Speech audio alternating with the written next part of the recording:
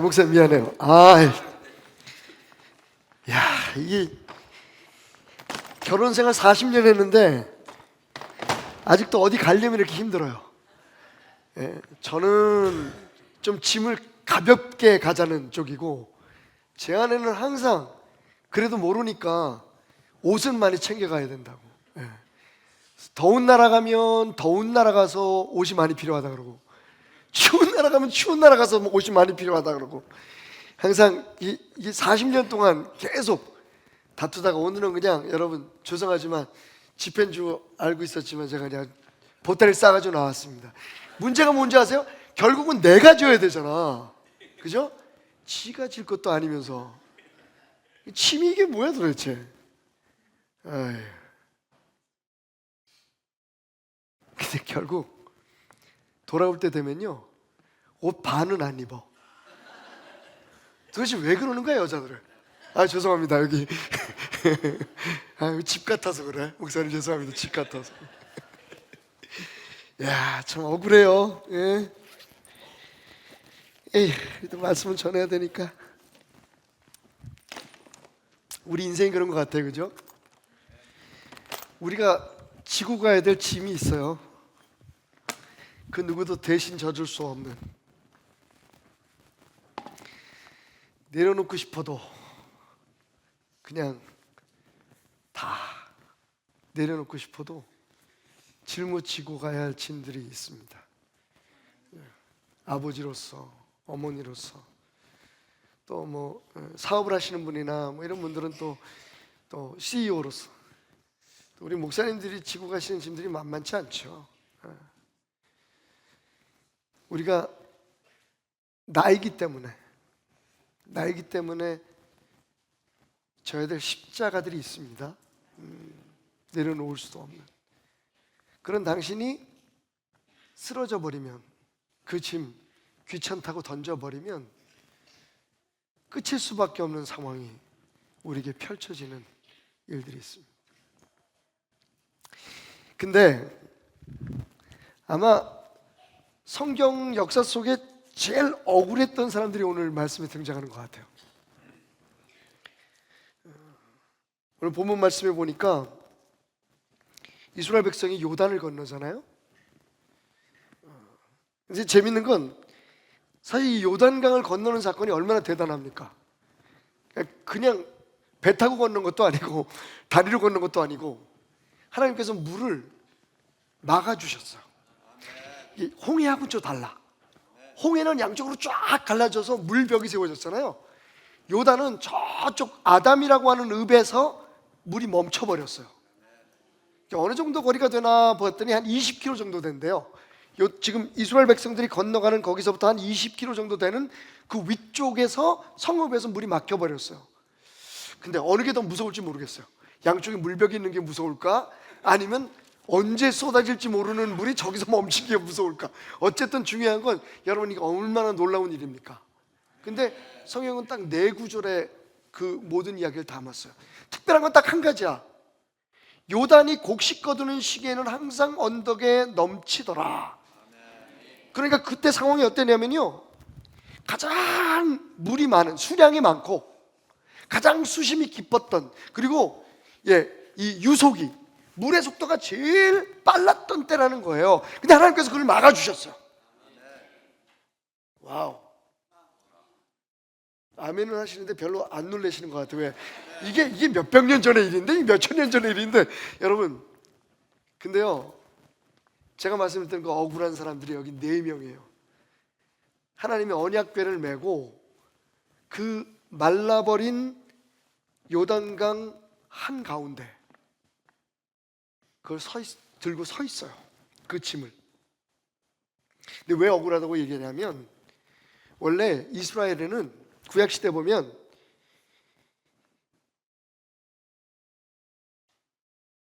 제사장이 24,000명이었어요.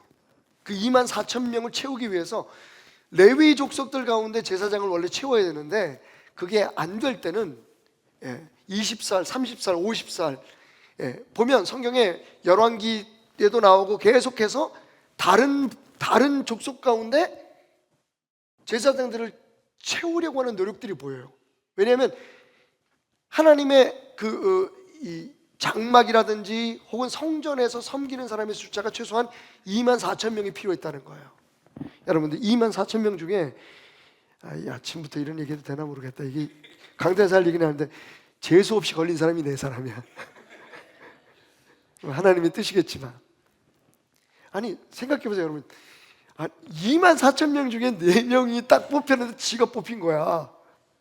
무슨 일을 하기 위해서요? 그러니까요.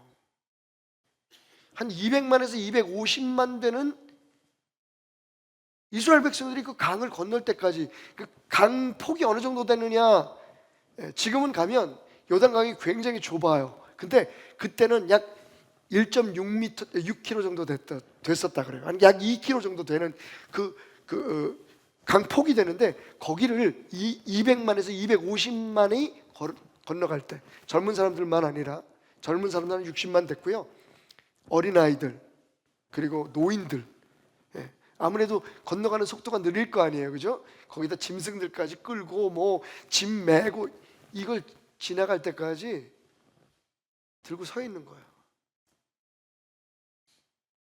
그것도 억울하지만, 그렇게 뽑힌 것도 억울하지만,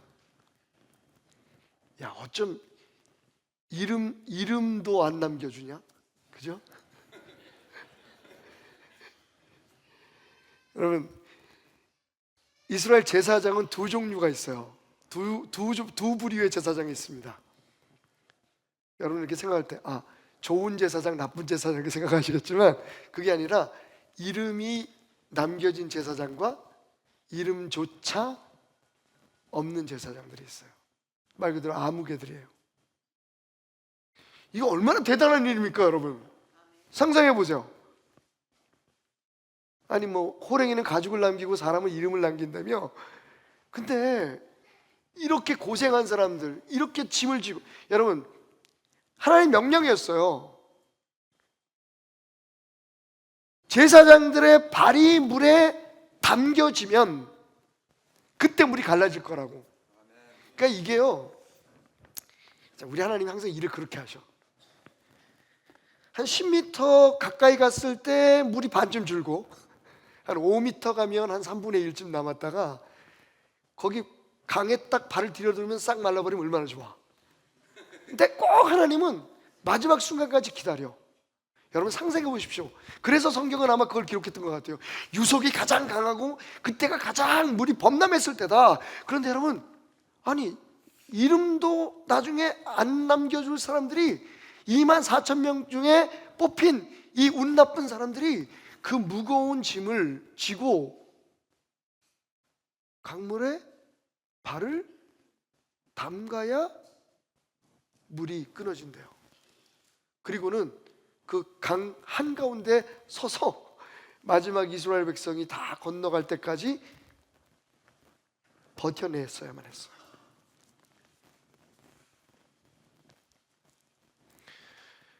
여러분, 근데 여기 중요한 사실 있죠? 하나님은 그런 제사장들이 필요하세요. 그때뿐만 아니라 지금도. 여러분, 그 사람들이 왜 그 짐을 지고 있었어요? 백성들을 위해서. 그 백성들 가운데는 자기 가족들도 있었겠죠. 하나님은요, 그냥 물을 마르게 하실 수도 있어요. 그죠? 꼭 그 사람들이 있었어야만 하느냐라고 생각한다면, 전능하신 하나님에게 그 사람들은 사실은 하나님이 원해서 부르시고 세운 사람들이지, 아니 천지만물을 창조하신 하나님께서 제사장들이 꼭 이걸 들고 가서 서 있어야만 가르게 하셨을까요? 분명히 여기에는 하나님의 뜻이 있어요. 나는 사람을 통해서 역사하는 하나님이다. 나는 제사장 같은 너희들을 통해서 일하기를 원하신다. Without God, we cannot. Without us, He will not. 하나님 없이 우리는 아무것도 못해요. 좀 더 크게 하세요. 하나님 없이 우리 아무것도 못해요. 우리 목사님 고백하셨잖아요. 정말 쓸모없는 나를, 우리를 이렇게 사용해 주셨다. 하나님 없이 우리는 아무것도 못해요. 그런데 중요한 건 우리 없이 하나님은 아무 일도 안 하세요. 오늘도 그 제사장들이 필요해요. 억울하지만 어쩌면 이름도 안 알아주겠지만, 제가 여기 와서 되게 감동을 받은 게 처음 제가 교회를 방문했을 때 교인이 한 28명? 30명도 안 됐어요. 그런데 이제 몇 년 후에 제가 한 2번 정도 왔는데, 와, 이렇게 아름답게 교회가 성장하는 모습을 보면서 그동안에 우리 성도님들이 얼마나 애쓰셨을까. 물론 우리 목사님은 얼마나 또 많이 기도하시면서 목회를 힘들게 하셨을까. 왜냐하면 제가 처음 봤을 때 목사님은 많이 힘드셨거든요.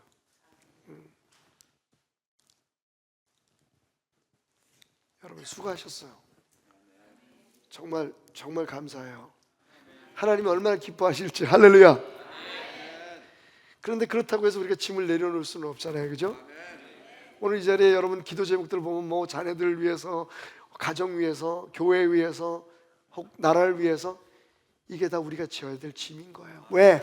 하나님은 이름도 없이 빛도 없이 자기가 져야 할 그 십자가를 지고 오늘 이 아침에 여기 나온 여러분들을 통해서 여러분의 자녀들을 축복하시고, 여러분 가정을 축복하시고, 이 땅을 축복하시고, 우리 교회를 축복하시기를 원하기 때문에. 여러분 잘 알듯이 베드로전서 2장 9절에 분명히 말씀하고 있죠. 너희는 다 왕같은 제사장이다. 한국 교회가 감추고 있는 교리 중에 하나예요.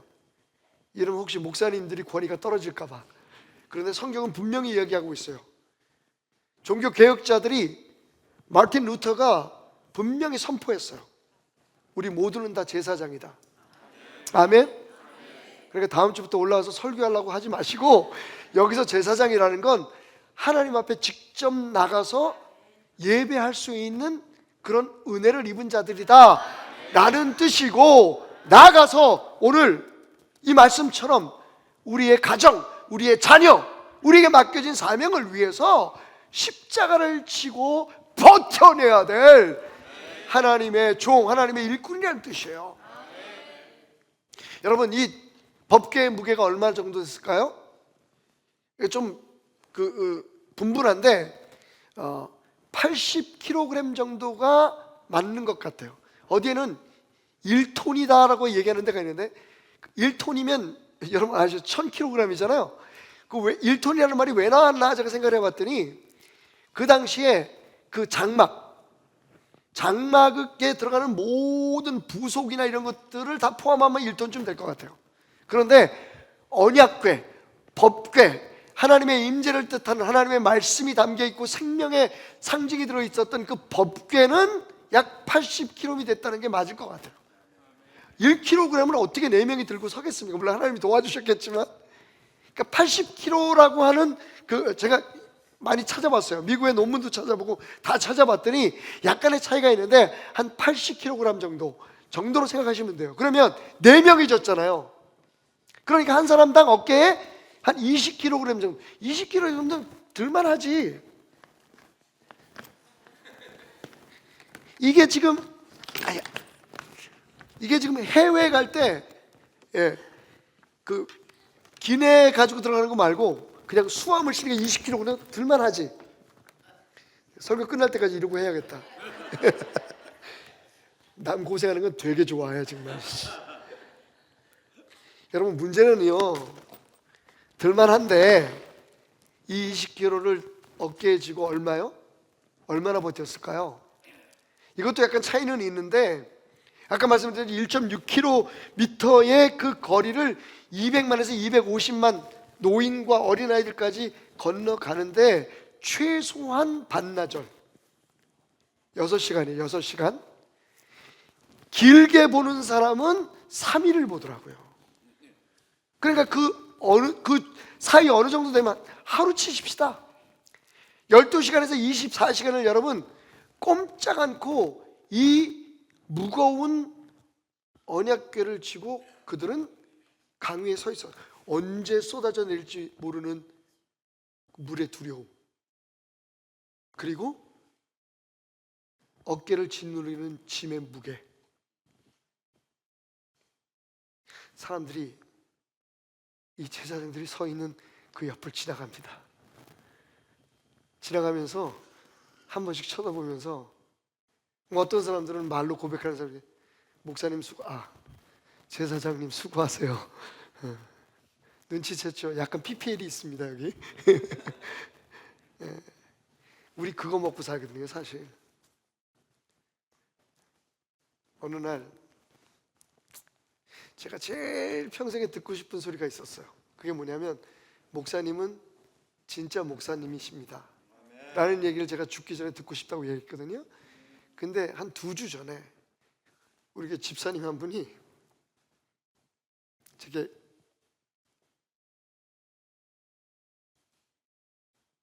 톡을 하나 주셨어요. 톡 내용이 뭐냐면, 목사님은 아무리 생각해봐도 목사님 하시길 잘한 것 같아요. 거의 비슷한 얘기죠? 너무 감사했어요. 이젠 정말 내려놓을 수도 있을 것 같아요.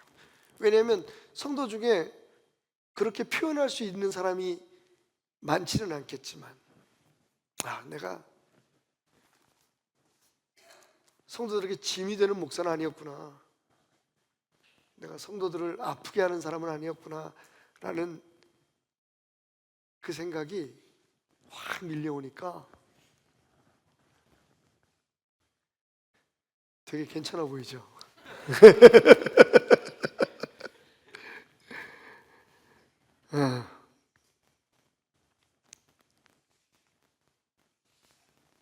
근데 여러분, 우리가 다 제사장이잖아요. 여러분이 다 여러분의 가정을 위해서, 여러분 자녀들을 위해서, 그리고 이 교회를 위해서 감당해야 될 짐들이 있는 거잖아요. 누가 알아주지 않아도. 교회들이 왜 이렇게 문제가 많으냐면, 잘 알아달라 그래서 그래. 내가 이 교회 몇 년 다녔는데 집사도 안 주고 꼭 자기 알아달라는 사람, 이름 남기려는 사람들 때문에 문제가 되거든요. 물론 사람이니까. 근데 이건 자기 스스로 깨닫고 내려놓아야 될 거거든요. 여기 있는 이 사람들 없으면요, 여러분, 적어도 이 4사람 없이는 이스라엘 백성들이 가나안 땅에 들어갈 수가 없어요. 요단강 건너서. 참, 여기서 요단강 건넌다는 거는 이거 아니죠? 우리가 많이 부르는 노래에서 며칠 후 요단강 건너가 만나리. 근데 여러분, 원래 그 찬송가 가사에는 요단강 건너가 만나리라는 말이 없어요. 원래 가사는 제가 여기다 적어왔어. In the sweet by and by we shall meet on the shore. 이게 원래 가사예요. 그러니까 매일매일 달콤한 삶을 살면서 저 강 건너에서 만날 것이다. 근데 이게 이제 우리나라에 오면서 번역이 요단강 건너가 만나리. 근데 여러분, 요단강 건넌다는 것은, 가나안은요 축복, 하나님의 언약의 땅이지 죽어서 가는 천국이 아니에요. 근데 그렇게 내 사랑하는 사람들, 내가 생명을 바쳐서 사랑할 만한 사람들을 그 가나안 복지까지 건너가게 하기 위해서 이 4사람이 없으면 안 돼요. 왜? 하나님께서 그렇게 하시려고 결정하셨으니까. 오늘 아침에 여러분들이 바로 그 사람들이에요. 분명히 말씀드리지만, 그렇게 해서 새끼들 다 가나안 복지에 들여보내잖아요. 여러분한테 1년 가도 한 번씩 안 찾아오는 새끼들도 있을 거예요. 그래도 지고 있어야 돼요. 그것으로 감사할 수 있어야 돼요. 힘들어도 버텨내셔야 돼요. 그게 몇 시간이 될지, 며칠이 될지, 몇 년이 될지 모르지만 그건 여러분이 져야 될 짐이기 때문에 그래요. 그리고 그 짐을 지고, 그 기도의 짐을 지고, 그 헌신의 짐을 지고 하나님 앞에 버텨낼 때, 여러분들의 기도 속에 그 사랑하는 사람들이 축복의 길로, 하나님이 언약하신 축복을 누리는 삶을 살게 되는 거예요. 그 지나가는 사람들의 따뜻한 눈빛 감사해요. 제사장님 고마워요. 아빠. 여러분 근데 다 알더라고요. 아침에 오늘 목사님이 이제 저를 잘 아시니까 우리 사위에 대해서 물으시더라고요. 지난번 제가 새벽 예배 왔을 때는 근데 왜 꼭 새벽 예배만 나 여기 오는데 1시간 걸렸어. 목사님 죄송합니다. 원로 목사님 계셔가지고 제가 원로 목사님 앞에서 주머니에 손 넣으면 안 되는데 김은식이 새벽에만 불러가지고 나도 이제 나이 먹어가지고 아니 막 설레가 여기 온다 그러니까 본이 되는 교회 온다는 설레가지고 제가 1시 반에 교회를 나왔어요. 미쳤지. 이 나이에도 아직 설렌다는 건 그래도 좋은 것 같아요. 목사님 만나고 여러분이 교회 오니까 너무 설레는데 저희 사위가 지난번에는 같이 왔었거든요. 안부를 물으시더라고요. 저희 사위는 지금 오린교회의 찬양 인도를 한 전도사예요. 제가 지금 거기 21일 단일 기도회 하잖아요. 요즘 아주 아이고 너무 힘들어요. 교회가 크면 또 그렇게 힘든 일이 있더라고. 근데 처음부터 제가 그 사위를 별로 좋아하진 않았어요. 잘생겼어요 우리 사위가. 그리고 참 착해요. 근데 문제는 네 소원이 뭐냐 그랬더니 이제 제 딸아이가 데리고 왔는데 네 소원이 뭐냐 그랬더니 예배 인도자가 되는 게 소원이래요. 목회도 아니고. 아멘 하지 마세요. 내가 그게 먹고 살 수가 없다니까. 제가 문화사역을 좀 하잖아요. 그래서 찬양사역자들을 같이 지내요. 같이 사역할 때는 좋아. 근데 가만히 보니까 이것들이 먹고 살기가 힘들어. 어디 돈이 안 생기는 거예요. 요즘은 또 교회마다 찬양팀이 너무 좋아가지고 초청도 잘 안 해.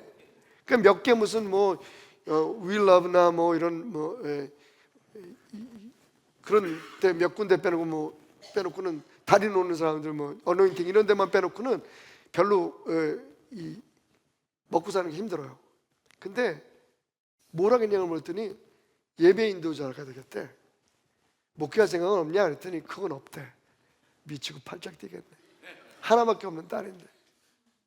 그래서 그때부터 6개월 동안 전쟁을 치렀어요. 제가 딸하고. 얘는 안 돼. 여러분 죄송합니다. 저도 아버지니까.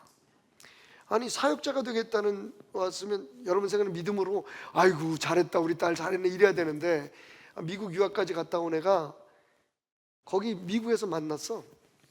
근데 얘는 음악을 공부했고 우리 딸은 미술을 공부했고 둘이 찬양팀마다 눈이 맞아가지고 아유 주여. 그래서 제가 물어봤어요. 앞으로 어떻게 살래? 그랬더니 정답을 얘기하는 거야. 그래서 더 미웠어. 하나님께서 다 책임져 주실 거래. 제가 그래서 그놈하고 그 대회라고 이렇게 문 열고 나오면서 집사람한테 뭐라 했는지 알아요? 저 새끼가 나를 하나님으로 아나 봐. 내가 책임져 줄 거라고 생각. 그리고 6개월 동안 전쟁을 치렀거든요. 안 돼. 난 너 진짜 이 아버지가 엄마한테 한 걸 생각해서 너 내가 허락 못 해. 근데 목회자 3호였던 저희 어머님께서 박 목사 일로 와봐. 그래서 어느 날 부르셨어요. 6개월째 됐는데 제가 저희 딸하고 한 번도 그런 시간이 없었거든요. 근데 처음으로 제가 너무 강하게 반대하니까 어머님 부르시더니 저하고 제 아내를 앉혀놓고 먼저 기도하시더라고요. 하나님 우리 박태남 목사 김정희 사모가 하나님 뜻대로 왜 또 하나님 뜻대로 그랬더니 야 박 목사 애들 결혼시키자 그러시는 거예요. 그래서 어머니 아시잖아요. 걔가 어떻게 살 줄 알잖아요. 예?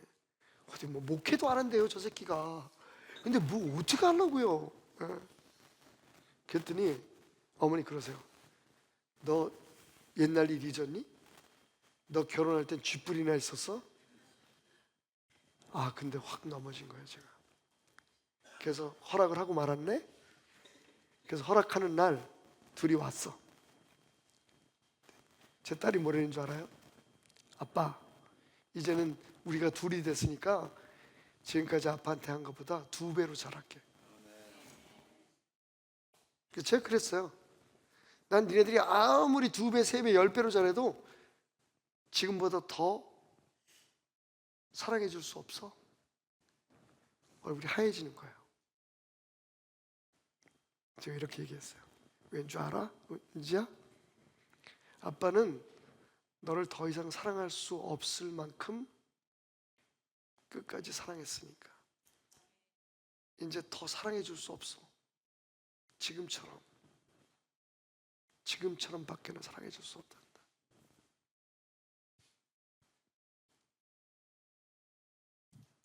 그런 말 있잖아요. 더 많이 사랑하는 사람이 약자라고. 여러분의 어깨에 쥐어진 짐이 바로 그 사랑하기 때문에.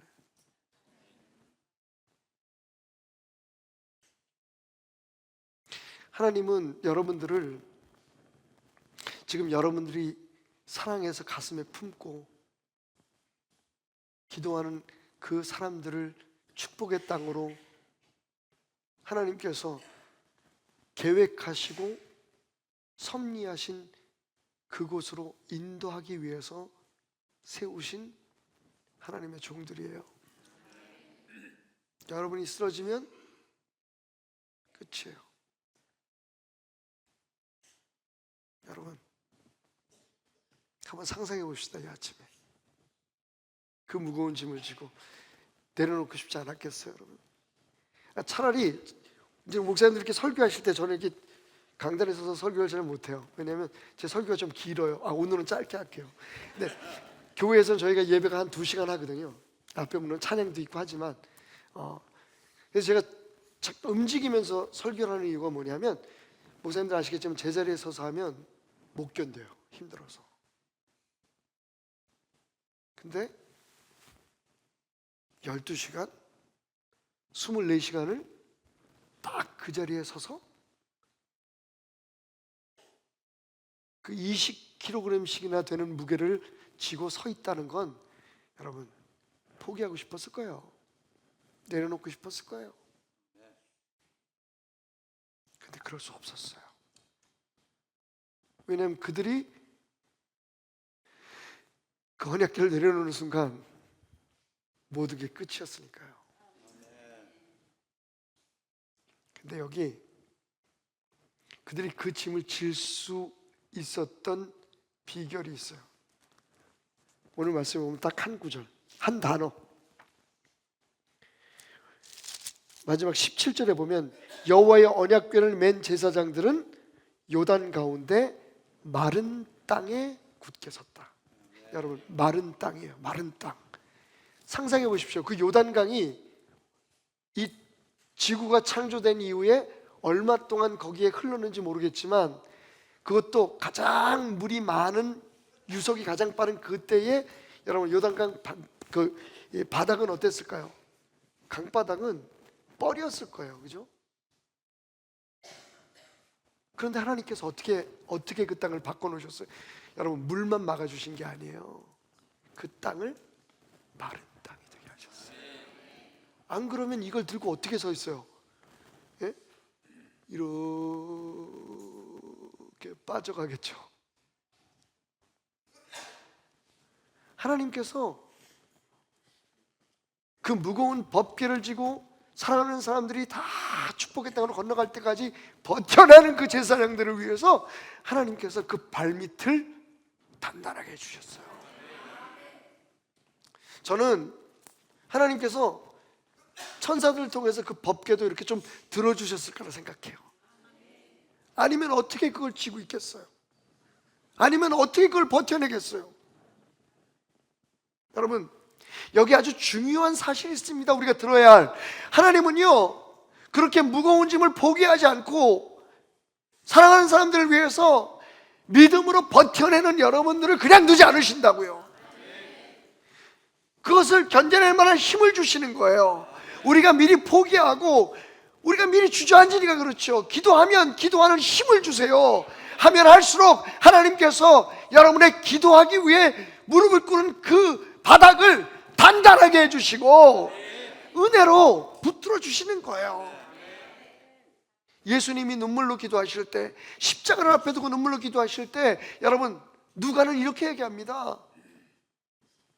그 땀방울이 핏방울처럼 떨어지게 기도할 때 천사들이 와서 주님을 도왔다고.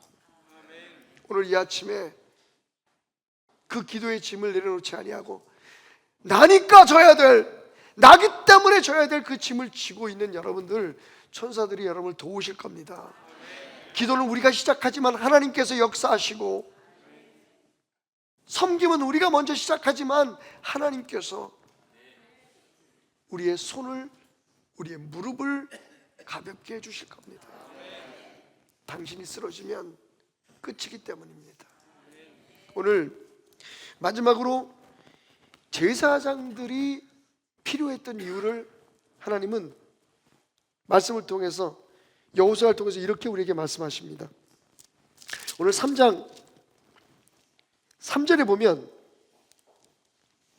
백성에게 명령하여 이르되 너희는 레위 사람 제사장들이 너희 하나님 여호와의 언약궤 매는 것을 보거든 너희가 있는 곳을 떠나 그 뒤를 따르라. 여러분, 왜 여러분 같은 제사장이 필요합니까? 솔선수범하는, 먼저 하나님 앞에 무릎 꿇고 섬기고 순종하는 모습을 보여줄 사람들이 있기 때문입니다. 여호수아는 얘기합니다. 하나님이 명령하셨어요. 너희들이 먼저 일어나 걸어가야, 제사장들아 너희들이 언약궤를 메고 걸어갈 때 백성들이 너희 뒤를 따를 것이다. 오늘 이 아침에 여러분들이 그래서 나오셨습니다. 본이 되셔야 됩니다. 두 번째, 그러나 너희와 그 사이 거리가 2000 규빗쯤 되게 하고 그것에 가까이 하지 말라. 그리하면 너희가 행할 길을 알리라. 여러분, 여러분들이 가는 길이, 믿음으로 걸어가는 길이 여러분 자녀들과 여러분 사랑하는 사람들이 따라와야 할 길이기 때문에 여러분은 길을 여는 사명을 가지고 있어요. 오늘 여러분의 기도가 여러분 사랑하는 사람들의 앞길을 여는 놀라운 축복이 될 줄 믿습니다. 솔선수범하고 길을 열고, 그 다음에 뭐예요? 5절에 보니까 여호수아가 또 백성에게 이르되 너희는 자신을 선결하게 하라. 여호와께서 내일 나오고 하는데 기이한 일들을 행하시리라. 여호수아가 또 제사장들에게 말해 이르되 언약궤를 메고 백성 앞서 건너가라 하며 곧 언약궤를 메고 백성 앞에 나가니라. 여러분, 그렇게 나가니까 무슨 일이 벌어졌어요? 그 찰랑찰랑하던 물에 믿음으로 발을 담그는 순간 그냥 그 요단강에 자기 자신들을 던진 거죠. 그 순간 물이 갈라졌습니다. 여러분, 저는 우리 성도들에게 항상 하는 얘기가 있어요. 여러분이 기도 갔다 오면 꼭 자녀들이나 남편이나 아내에게 오늘 너를 위해서 기도했다 이 말을 하라고요. 그래야 그 사람들이 기도가 응답했는 줄 알아요. 이게 제사장들이 한 일이에요. 제사장들이 믿음으로 발을 딱 담갔더니 물이 갈라졌어. 할렐루야. 여러분은 증인이에요. 하나님이 살아계시다는, 하나님이 역사하신다는 것의 증인이에요. 오늘 여러분의 기도를 그래서 하나님께서 들어주시는 거예요. 그래서 응답하시는 거예요. 이 무거운 짐, 아니 져야 될 이 짐을 지고 있는 당신을 하나님은, 하나님이 살아계시다는 것에, 하나님이 역사하신 것의 증거로 사용하시기 위해 오늘도 여러분의 기도 응답하시고 기적을 보여주실 거예요. 요단강은 흔히 우리가 세상을 의미한다고 해요. 하지만 저는 오늘 이 말씀을 통해서 그 세상 속에 우리를 버티고 계신, 우리를 붙들고 계신 하나님의 손이라고 생각해요. 거기에 제사장들은 자신들의 생명을 던진 거예요. 자신들의 삶을 던진 거예요. 오늘 주님이 제사장 된 여러분들에게 바라고 기대하는 게 그거예요.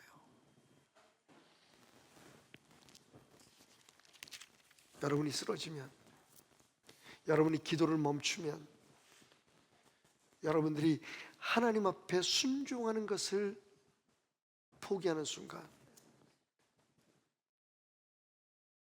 세상은 온통 저주로 덮이고 말 거예요. 1940년 일본군이 중국의 양첵에 쳐들어온다는 소식이 들렸어요. 거기에 파란 눈의 여자 선교사가 있는데 나이가 좀 드신 분이에요. 그레디스 에이워드라고 하는 선교사가 100명의 고아들을 데리고 산을 넘어서 태국에 있는 피난민 캠프까지 이 아이들을 무사히 데리고 가기 위해서 험한 길을 걸어갑니다. 몇 명의 보모들과 함께 이 키도 조그만 서양의 연로한 여자 선교사가 애를 안고 손을 잡고 걸어가는데 그 길이 얼마나 멀든지요. 점점 길이 험해져 갑니다.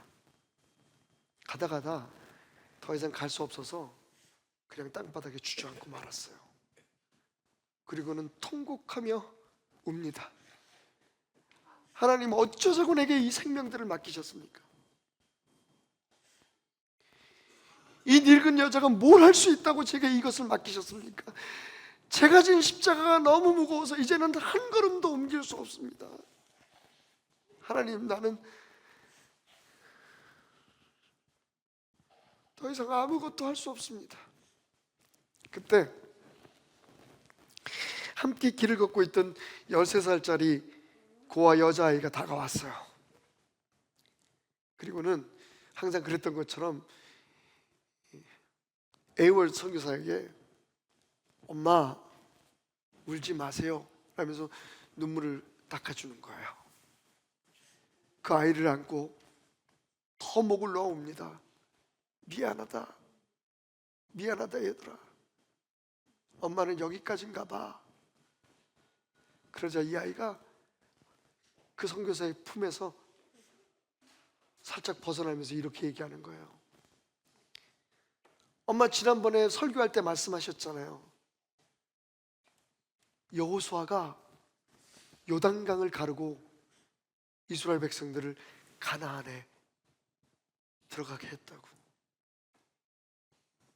하나님이 우리를 돕고 계시잖아요. 우리 앞길을 여시잖아요. 그런데 이 에이월 선교사는 동의할 수가 없었어요. 그래서 이렇게 얘기합니다. 네 말이 맞지? 그런데 이 엄마는 여호수아가 아니잖니? 이 엄마는 그 요단강 강바닥 그 한가운데 서 있었던 제사장이 아니잖니? 미안하다. 그래서 이 아이가 단호하게 이렇게 얘기하는 겁니다. 맞아요. 엄마는 여호수아가 아니죠. 모세가 아니죠. 하지만 하나님은 아직도 하나님이시잖아요. 여러분, 버텨 계셔야 됩니다. 지칠 때 있을 거예요. 짐이 무거워서도 지치지만 우리가 약해서도 지치고, 이쯤 했으면 됐지, 교회를 위해서, 가정을 위해서 이만큼 했으면 됐지, 자식들 나도 알아주지도 못하고 다 키워놨더니 지네들 혼자서 잘한 것처럼 저러는 것들을 위해서 내가 뭐 이만큼 했으면 됐지, 뭘 더 할 거야 라는 섭섭함이 찾아올 때도 있을 거예요. 하지만 여러분 잊지 마십시오. 지금 여러분을 응원하는 분들이 계십니다. 목사님, 지치지 마십시오. 하나님께서 여러분들을 응원하는 사람들을 주변에 세워놓으셨습니다. 혹시 그 누구도 응원해 주지 않는다는 느낌이 들 때 고개를 들어보시면 그때에도 여러분을 응원하시는 분이 계십니다.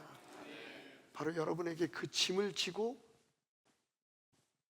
요단강 한가운데 서 있으라 말씀하신 하나님만은 여러분을 절대로 포기하지 않고 응원해 주실 겁니다.